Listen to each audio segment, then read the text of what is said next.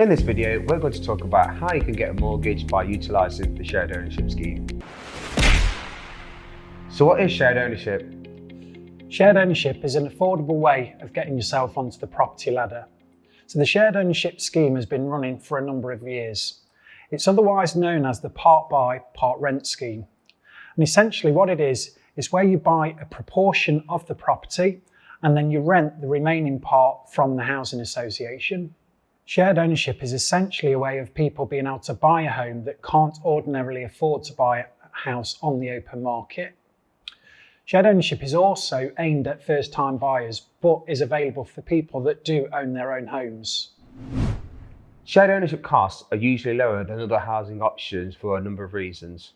For example, stamp duty only needs to be paid on the share of the property you're actually purchasing, and usually that can actually be deferred until you reach 80% of the purchase value of the property. The rent is also less than what's charged on the open market, so typically 2.75% of the property value per annum. So how much share of the property do I need to buy when using the shared ownership scheme? So when you use the scheme, you can normally purchase anything between 10 and 75% of the property value. The easiest way for me to show you this is by giving you an example. So let's say, for example, you find a property with a value that's £300,000 and you want to purchase 50% of that property. So what that means is you're looking to buy the property for £150,000.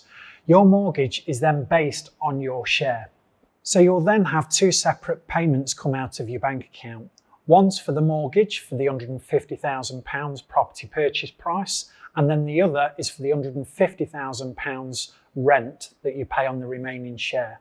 So how much deposit do I need when using the shared ownership scheme? Well, the good news is that you're actually putting on a deposit based on the actual share that you're purchasing. So this could be as much as 15% deposit. However, the good news is there are potential lenders available to you that will consider zero deposit based on the share. Now, what you have to remember is that if you are putting down potentially no deposit for your share purchase, it could be that the interest rate is higher.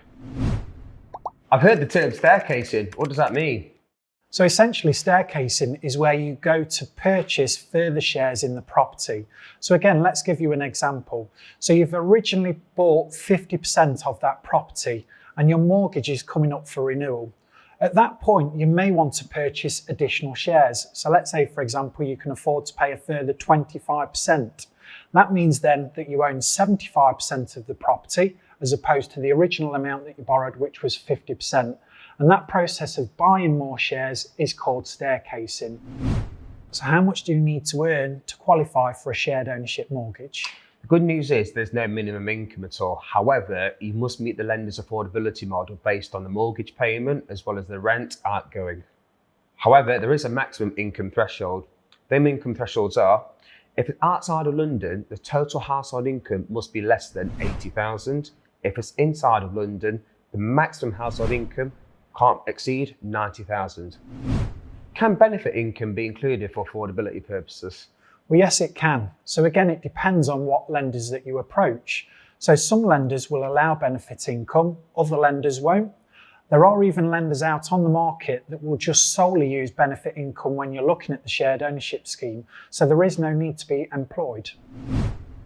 So what happens when you sell the home? Now, the housing association will normally insist on having an independent valuation done on the property, and their share will be based on the sale price of the property as opposed to when you originally bought the property. So are you eligible for the shared ownership scheme if you've got bad credit in the background?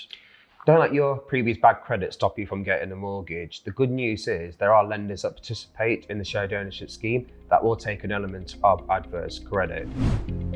As you can see, shared ownership is a great and affordable way of getting onto the property ladder if you're a first-time buyer or a next-time home mover. Check out our other videos on can I get a mortgage with bad credit.